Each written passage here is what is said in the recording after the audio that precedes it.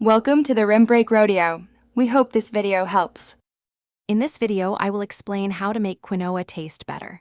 First, always rinse your quinoa thoroughly under cold running water for at least 2 minutes. This crucial step removes saponin, a natural bitter coating that can give quinoa an unpleasant taste.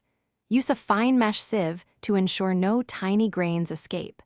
This simple preparation makes a huge difference in the final flavor and texture of your dish. Next, elevate your quinoa by cooking it in a flavorful liquid. Instead of plain water, opt for vegetable or chicken broth to infuse a savory depth. You can also add aromatics like a crushed garlic clove, a slice of onion, or a bay leaf directly to the pot while it simmers.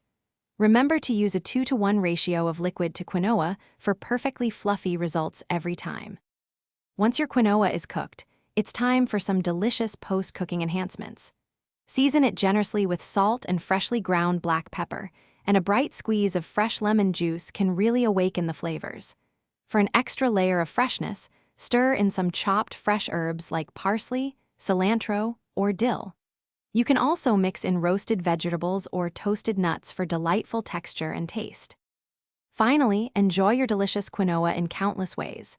It makes a fantastic, nutritious base for grain bowls, topped with your favorite protein and fresh greens. You can also incorporate it into vibrant salads, hearty soups, or simply serve it as a healthy and satisfying side dish. The possibilities are truly endless for this versatile grain. And hey, for easy meal prep, check out the link in the description for some great leak-proof containers and other deals. Thanks for watching. Consider subscribing if we helped you.